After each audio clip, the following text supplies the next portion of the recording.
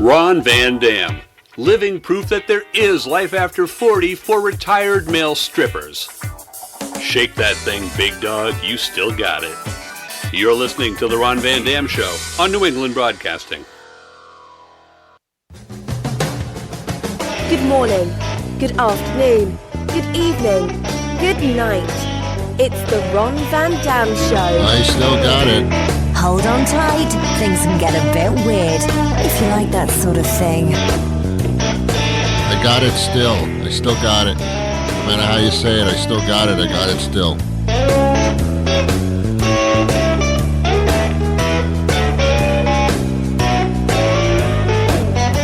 I wasn't really a male stripper, or was I?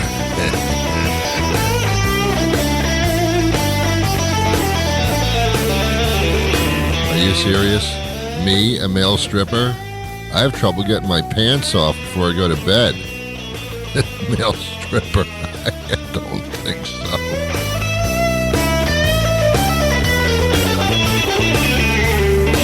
Okay, that's enough. Hey, happy Friday to you. It's the weekend. Oh, Friday, Saturday, Sunday. Yay. God. I love people who get excited about the weekend. Do you know what that means? It means your life sucks. If you get excited because it's Friday, or so, it's like, whoa, man, you got to put yourself in perspective here. Every day is supposed to be what? No, Ron, I work Monday through Friday. I can't wait for the weekend. Okay, whatever. You might want to make some adjustments on your weekdays, you know? Even if you have a horrible job, put a smile on your face. I don't know. I mean, God. Anyway, welcome to the program. How you doing? Good to see you. Today I wanted to talk about something that is sweeping the country, and it's not a vacuum. It's called GLP-1. I know. GLP-1 is a medication, and all of a sudden it has become big stuff. It's fairly expensive, in some parts of the country, extremely expensive. What this is, for those of you that live in a cave somewhere and don't know what's going on, GLP-1 goes by many different names, Ozempic, Olympic, I don't know what they are, but they're weight loss things. They were originally designed for diabetics, type 2 diabetes, where you want to bring your blood sugar level down on a consistent basis. And good, fine. And then people who wanted to look good decided, well, wait a minute, that's a weight loss thing, because one thing that happens when you take these blood sugar control, lower blood GLP-1s, medications, you also lose weight because there's something in it that affects your little head that says, I'm not hungry, I don't want to eat. I want to eat, but not that much. So it works. Apparently it works. If you have type 2 diabetes and you can't control it by any lifestyle changes because you can't be bothered or it's just too difficult for you, then you take this pill or get this injection and you lose weight, and therefore your lifestyle changes and your blood sugar is more under control. That's the theory. It apparently works. But some people realized, I can lose weight this way. And you can, by taking this stuff. Here's the problem with that, and we're going to talk about it today, and I have a guest coming up later who's going to enunciate some stuff and actually say, you got to be careful. This is not as clear-cut, easy peasy as you think. So that's what we're going to talk about today. I don't know if you have type 2 diabetes. I don't know who the hell you are. This might be a requirement. If you're obese, and I don't mean that in the sense that you're a disgusting person, I mean it in the sense that you're overweight to excess to the point that your health is in jeopardy on a regular basis, then you need to do something about that. That's a problem too. This may take care of it, but it's going to lower your blood sugar stuff, and perhaps even your hypertension. Who knows? But you have to be careful, because if that's not a problem, it may get lowered too much. So, you got to talk to a doctor. It's not just like putting retinol cream on your face to look younger. It's a little more involved here. These are basically injections. The reason why they are injections for the most part is apparently this goes like right into your body, and it targets the area that we're talking about. It goes right into the stomach, the general stomach area, the greater stomach geographical parts. When you take the pill, it goes through the whole body and all that. But if you right to the source, right, get it right in there. Personally, I don't care for injections. I find it odd to poke holes into my body, and I wonder why when I take a drink of water, it doesn't come spurting out of my body like some type of lawn sprinkler, but it doesn't. I guess the holes aren't that big. I'm not into putting holes into my body, but if I had to in order to survive, I guess I would. Here's the other thing about this GLP-1 stuff.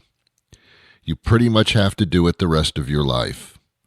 Because if you stop taking this or doing the injections, then you're going to gain weight back, because the brain will again tell you, let's eat everything.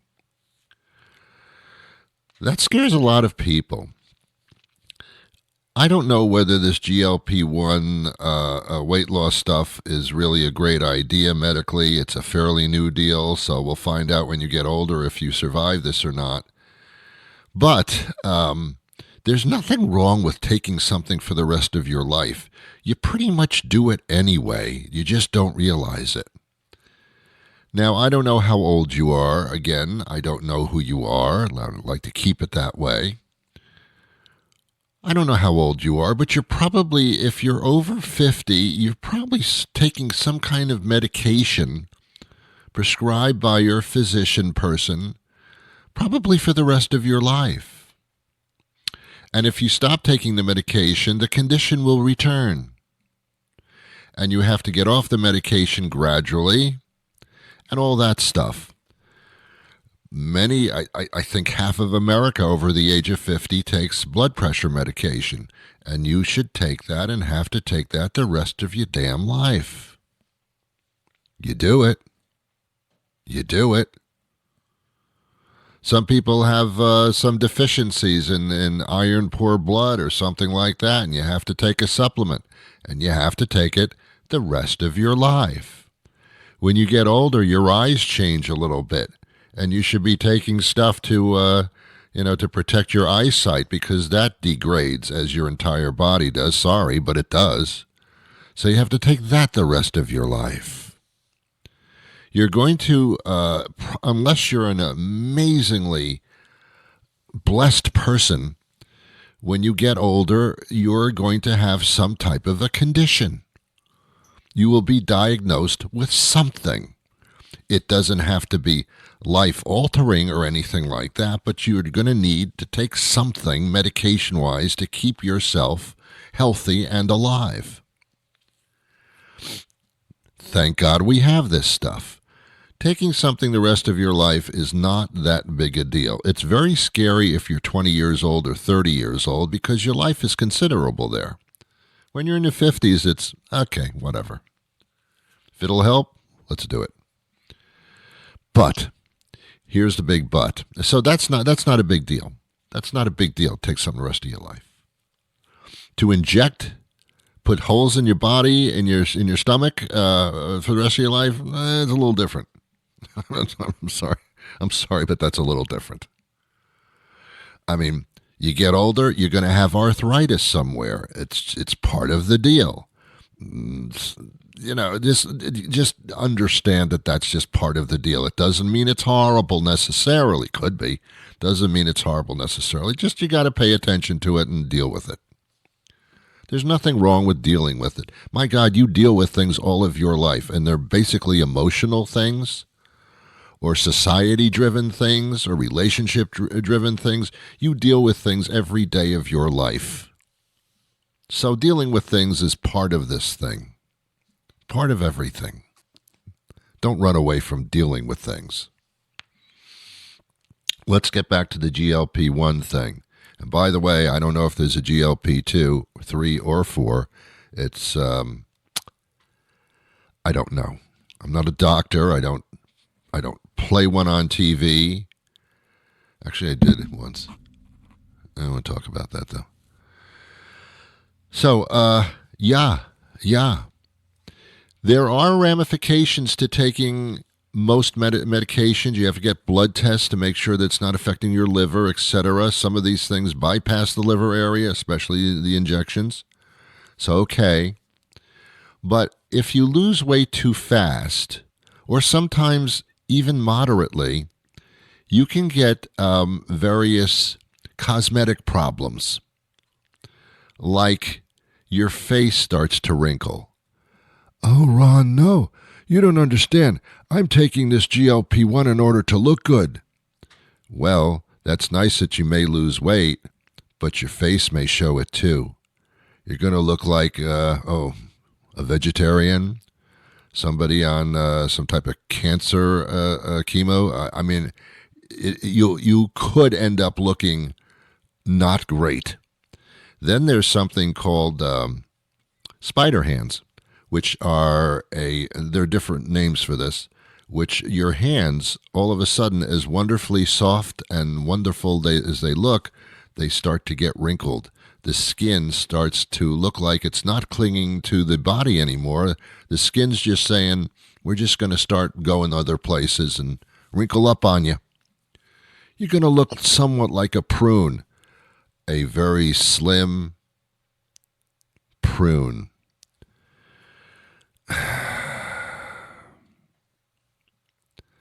So there's ups and downs to everything. Don't do this stuff unless you talk to a doctor, because you could have medical situations that may interact with this, and you don't want that shit going on. The bottom line is, you can do most of this stuff yourself if you have the willpower. You can bring down your blood pressure if you lose some weight. You can bring down your blood sugar if you lose some weight. If you have low blood sugar and you get on this GLP-1 stuff, that could be quite dangerous because it goes too low. So you got to keep up with this stuff. You got to get blood tests every once in a while, which you should be doing every year anyway. Why am I discussing this with you? I have no idea. It's just become a big fad. And there are considerations just to get this stuff without a doctor's. People used to take these over-the-counter. I don't know how old you are, because, again, I don't know who you are. But drugstores used to sell this weight loss stuff.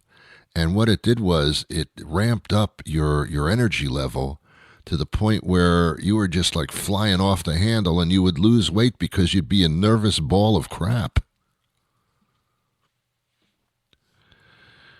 That was actually taken off the shelves for quite a period of time, and probably still is, and now it's kind of back in the guise of energy drinks and energy powder. Does the same stuff, but in a different guise. Just be careful about what you put in your body, because most things, especially on an entry level or pre-diagnosis level or precondition level, can be handled by a lifestyle change. Don't eat so much sugar. Get some exercise. And you don't have to go to a gym and pick up big metal bars with weights on the end. You don't need to do that necessarily. Unless you want to, go. I don't give a shit.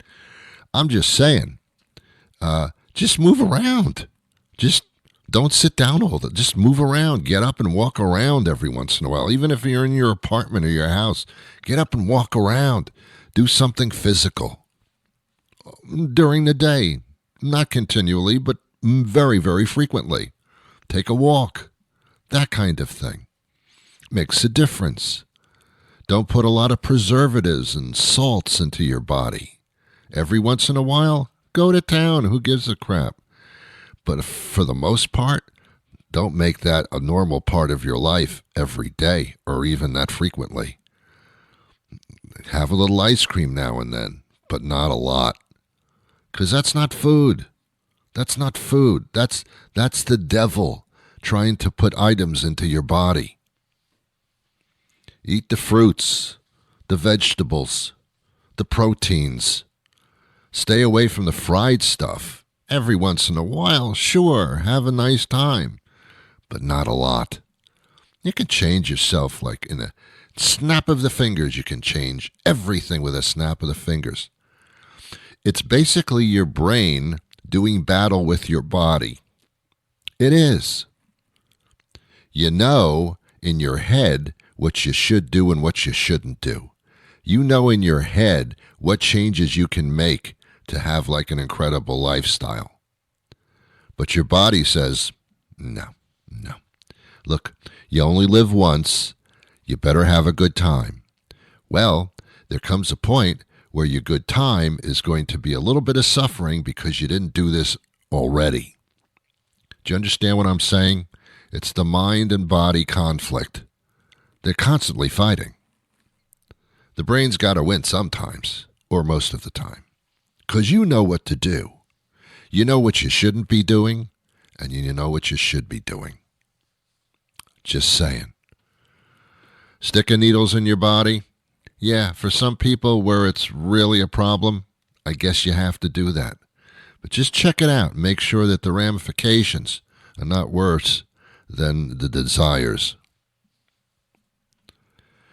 That's about it, man. I don't know what else to tell you.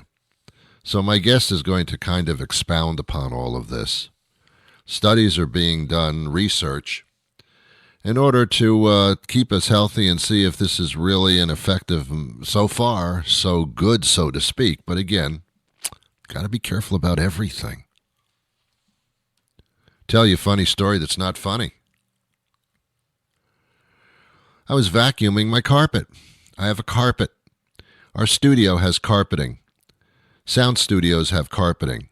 It absorbs the sound so it doesn't go rattling off the walls and causing echoes and sounding like you're doing a radio show in a toilet, although it may seem like that's the end result. So we have carpeting in the studio all over the place. It's a huge studio. There's a lot of carpeting. Every once in a while, I am relegated to vacuuming that carpet. This is a true story. I'm age-wise, yeah, I'm, probably, middle-aged to the other side of it. And I'm a little careful. When I bend down, I'm kind of careful. I make a noise, I make that noise because, you're supposed to. So I get out the vacuum cleaner and I start vacuuming. And I'm getting kind of energetic about it, and it's actually very good exercise to vacuum. You're moving your body in ways you wouldn't usually do it. And I'm walking around and I'm vacuuming and, back and forth and back and forth. I'm working up a sweat, baby. I'm working up a sweat. I'll vacuum the world if it's healthy for me. So I see a little piece of crap on the floor, a little piece of paper, something like that. And as I'm walking with the vacuum, I bend over to pick up the piece of paper. And I hurt my lower back. All I did was, in motion, pick up a piece of paper. I should have stopped the vacuuming and then picked up the piece of paper, but I didn't because who knew? Back problem for about 2 weeks. This happened about a year ago because I've been careful ever since. So even if you're in motion a lot, it also can increase the possibility of making the motion incorrect at some point, especially when you get older. I have a lot of friends, I have a lot of acquaintances who are merely in their late 20s, mid-30s, wonderful people, to an extent. Wonderful people. Every single one of them, and it can't be me, every single one of these people that I know has some type of a medical condition. And if you get to know them, they'll tell you what that is. And it's like, man, you're in your 30s and you have to deal with that condition? It could be anything, but it's something that really inhibits their lifestyle, even in their 30s. So you must understand that dealing with all this stuff is just a part of everything. And if you don't deal with something and you don't have some type of physical or mental condition that you're dealing with kind of on a regular basis because it's getting into your lifestyle, it's kind of messing things up. That's the normal. That's the normal. Being totally healthy, feeling wonderful, that's abnormal because of the foods that are available, the medications that we take, the things that we do, society telling you that we're going to make through technology, we're going to make everything so easy. You don't even have to get up from your chair. You don't even have to go shopping. Just sit in your chair, get on your phone, and just sit there, and you can do everything from that position. That's what they're telling us. That's what they're selling us. So you got to be on guard. It's going the wrong way. Everybody's going to have a condition. Deal with it. Sticking stuff in your stomach? Your choice, baby. Our guest is going to talk about that, but before he does, there's this. First, they put jalapenos on your hamburger, but that wasn't hot enough. Then came habaneros, but still, that wasn't hot enough. Next came the ghost pepper, and still, that was not hot enough for you. Well, buckle up, tough guy, because Burger Guy thinks you're not man enough to handle the heat of our new, sweet, flaming mother of heaven. What the f*** did you assholes do to my hamburger burger? Featuring two of Burger Guy's signature paper-thin patties topped with an experimental hot sauce made from a concentrated hot pepper extract that has only been approved for military use by North Korea. This burger will burn a hole through every inch of your intestines and then slap your mama on its way out for good measure. This burger is so hot they wouldn't let us test it on prisoners. Death row prisoners. But for a limited time, you can try your luck at your local Burger Guy. If you're not a complete pussy. All purchases of the sweet flaming mother of heaven, what the f*** did you assholes do to my hamburger burger, must be pre-approved by a certified attorney at law with proper notification of next of kin. Sweet flaming mother of heaven, what the f*** did you assholes do to my hamburger burger must not be consumed within 500 yards of schools or within 1,000 yards of open flame. All Burger Guy franchisees reserve the right to ignore cries for mercy or requests for immediate medical attention. Best-selling author Shawn Wells joins us now. It's called The Energy Formula, and this is fascinating. I like stories like this that are true, that actually bring us to light on certain things that we're getting used to. Shawn, thanks for being with us, first of all. Well, thank you for having me on. Let's talk about, this is about the GLP-1 medication, and a lot of people don't know what that specifically refers to. Explain that to us, please. Glucagon-like peptide 1, and this is a mechanism that slows down, it's in the incretin protein pathway, if any of that helps, but it slows down your gastrointestinal, your GI transit of food, and therefore suppresses appetite. Mm-hmm. Is this found in many different medications that we see on the television commercials? Absolutely. You're seeing a lot of these medications, they're patenting them by adding these fatty esters that make them last for a week or so. And there's drugs like Ozempic, right. Wegovy, you're seeing retatrutide, like you're seeing a lot of these, tirzepatide, all over the internet, all over billboard signs for sure. And this, originally this was medication for diabetes, is that right? That is correct. And had fairly good effects. But now it has been approved for weight loss slash obesity, and we have seen a massive increase, a 600% increase over the last 3 years. And it's as many as 16% of the population, it's estimated, has either used it or is currently on it. So a massive number. Well, for those that need diabetes medication, which, might be the lesser of two evils, certainly, for weight loss, when that can be a serious health concern as well. But there's another side to this, apparently. And as much as it may work at the time, what happens when you reach your goal and you back off of it a little bit? That's a great question. GLP-1 drugs suppress appetite but don't rebuild metabolism. And we usually see about 65% of the users discontinue within a year. So 2 out of 3, because of, even along the way, there's nausea, constipation, fatigue, heartburn.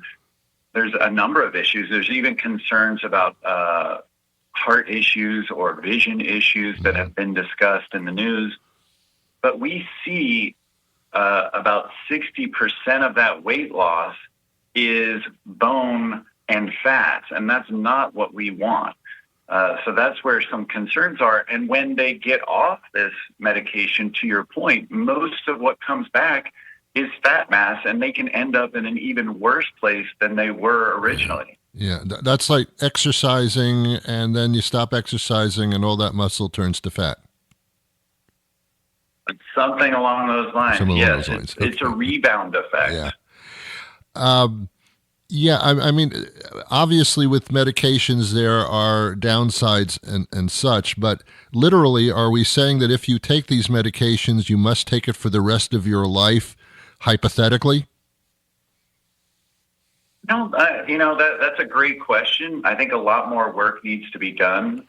And certainly speaking with a doctor on this front. But what I would say is, just on the medication side of things, there's been a lot of work done on ramping up, titrating up on these medications, but not a lot of work done on titrating back down.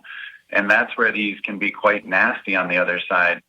But this is where there's a lot of promise on, if for people that don't want to be on medications, period, or are having a lot of side effects coming off the medications, that being on a supplement could be very helpful that addresses a host of mechanisms and pathways.